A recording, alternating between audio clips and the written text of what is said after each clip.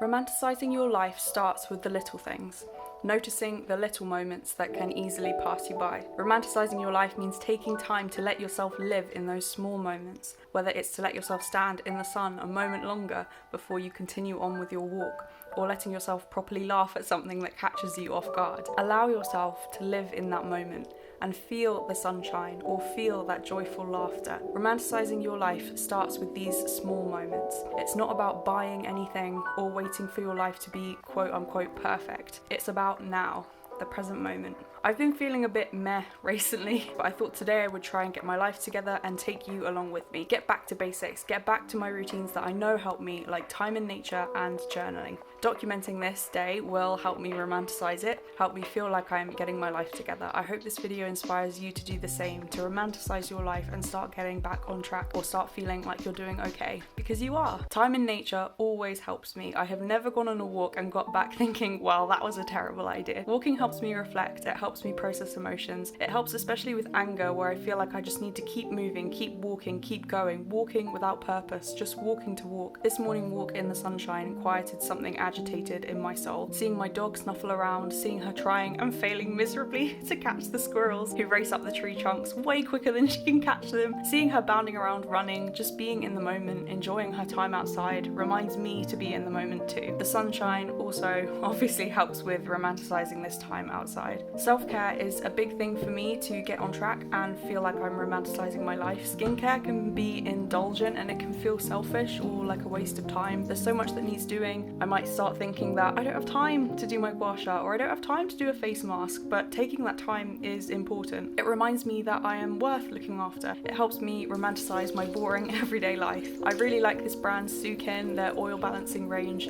really works well for my skin, so I use this all the time. I've gone through probably like 5 of each of the cleansers and the moisturizers because I just keep coming back to this, keep using it. I love it. I'm also going to put on SPF as well. I have been for my morning walk. I do tend to always wear my cap in the summer, so I hope that that's doing a good job at protecting my face from the sun, but even so, adding SPF is just a good thing to do as well. Look at this plant. It used to live on top of my wardrobe, but I brought it into the bathroom because it gets more sunshine in here and the leaves were looking a bit yellow, so I thought maybe it needed more sun. I don't know much about plants, but it's got so long now, it's trailing on the floor. I need to put it back on my wardrobe. This is your daily reminder to stay hydrated, so go get yourself a glass of water. I got this glass from Zara and it just feels very fancy, so love that. Looking after my teeth is really important to me in recovery from addiction because I never ever cared about my teeth before. So flossing and brushing my teeth every day feels now like a small thing I can do, just a little thing, which makes a big difference, and it also feels like a symbolic thing for me too, reminding me that I am taking care of myself. I do have my life together and things are better than what they used to be. What really helps me sort out my fringe is using dry shampoo. I normally try and put this on every evening before I go to bed, but I forgot to do that, which is why my hair is not looking so great. But this, just the Batiste plain one, is great for refreshing my hair. I just use it on my fringe. One little thing that helps me feel a bit more put together is to make my bed every day with all my nice pillows as well. I'm going to get one of my blankets out of my wardrobe because now we're heading towards autumn, which I'm excited about, and I've noticed that the nights are a little bit colder and my duvet's only thin, so I think I need a blanket to make sure that I stay cozy. So I'm excited to get that out because autumn is definitely my favourite time of year. I love winter as well, and to be honest I do like spring. My least favourite is definitely summer, so I know a lot of people might be feeling sad to be moving out of this time this season if you're in the northern hemisphere, but I am so excited to be leaving summer. Thank you for the sunshine, but I'm ready for cozy vibes. So I'm just now getting my blanket out of my wardrobe. Look away if you know me, because this little box is full of presents that I will be giving to people for Christmas, I think. This is the blanket I'm going for. It's just this brown one and it is so soft and cozy. I am so glad to be getting this out again. I put it away maybe in June, so This feels like a nice reunion for me to have this back. Love this cozy blanket. You can see there on the inside of my wardrobe doors, I've stuck a few things up. I can't stick things on my walls, so I'm instead sticking them on the inside of my wardrobe door. This is a great hack if you can't stick things up on your wall. Stick it inside your wardrobe if you're able to. And so I've just got some clippings from music magazines or from just different magazines. We've got Last Shadow Puppets, Alexandra Saviour, that's a Bella Hadid advert that I liked, an article about the Beatles, John Lennon. Just something nice for me on the inside of my wardrobe, make it more interesting. And also I used to have a massive collage on one of my walls and I took it down, and now I can't put anything back up there, so it's nice to have that mini collage inside my wardrobe. I'm just sorting out all of these clothes that were on my chair. Things tend to build up quite quickly, so just folding these, I'm gonna put them away. And the reason I wanted to sort out that chair is because I want to sit there and do some journaling. This is my old journal, my old notebook that I have just finished. I have been using it since January. My sister got it for me for Christmas and I have loved it, and I'm quite sad that now it's full and I need a new one, but I have really enjoyed using it. It's beautiful colour with these yellow flowers on, just really vibrant and cheery.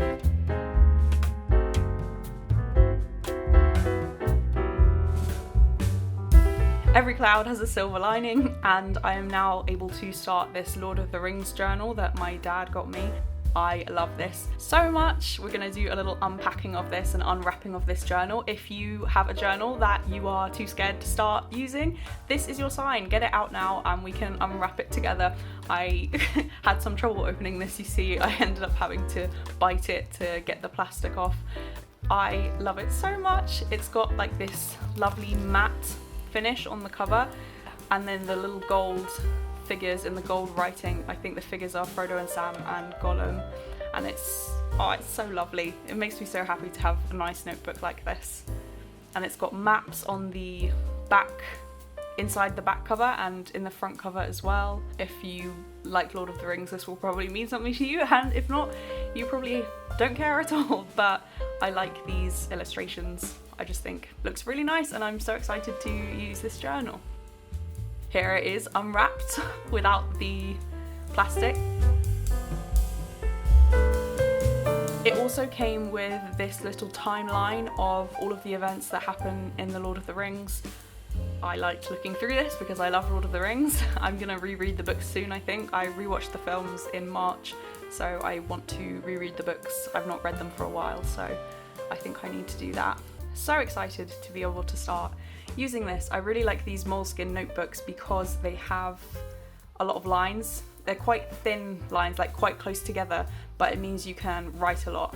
I loved that typo journal that I showed you, the blue one with the yellow flowers, but the one thing I would say is that the lines were quite big, so I couldn't write as much as I was used to writing, because before I used that one I had another different Lord of the Rings one which I really liked as well, but I'm happy to be having this one. I'm setting my intentions for the new week. I do this every week.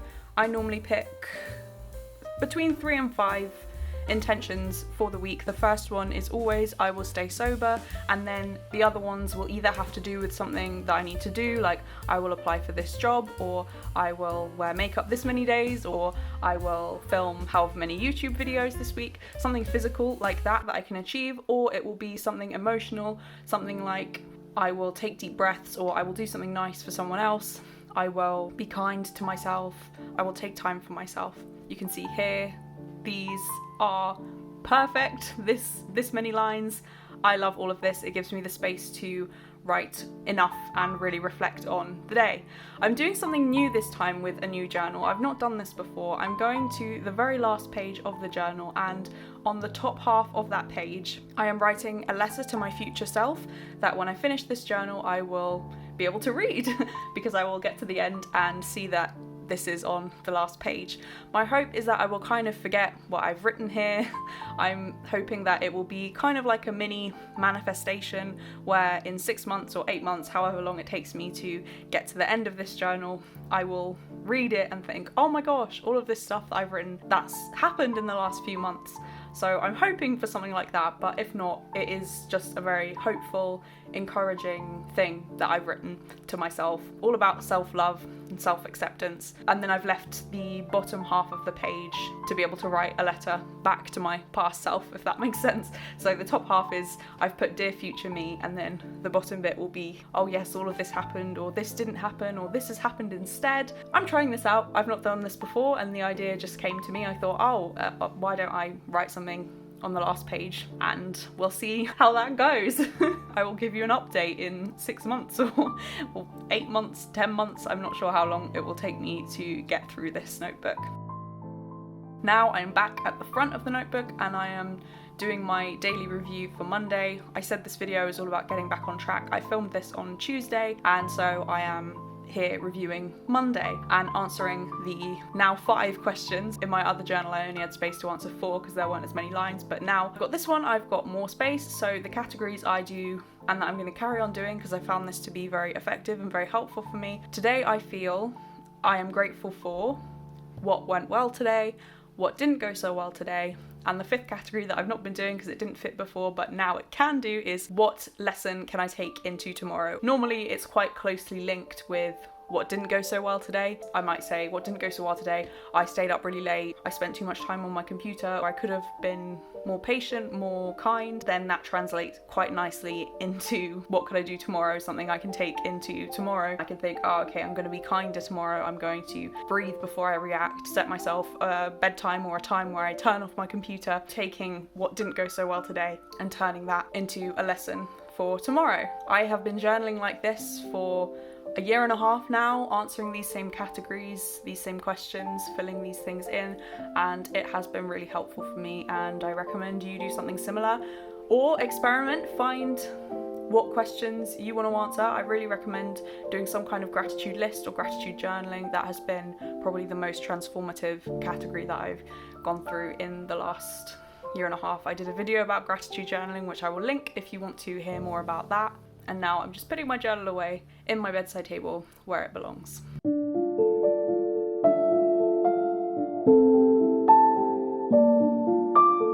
I'm gonna round the day off by going for an evening walk.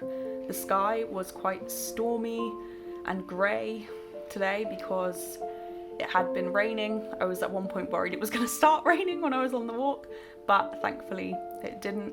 I really love looking at the sky in the evenings. The clouds often go really nice colours or different like patterns and shapes. It's just interesting to look at, and I find it's a really nice reflective way to end the day. I hope this video has reminded you that you can get your life together, you can romanticize your life today, you don't have to wait for anything to start focusing on the little things and let the little things romanticize your life. I will leave my video 15 free and easy ways to romanticize your life today because that continues on with this idea of the little things and romanticizing your life. God bless, thank you so much for watching, and I will see you in the next one.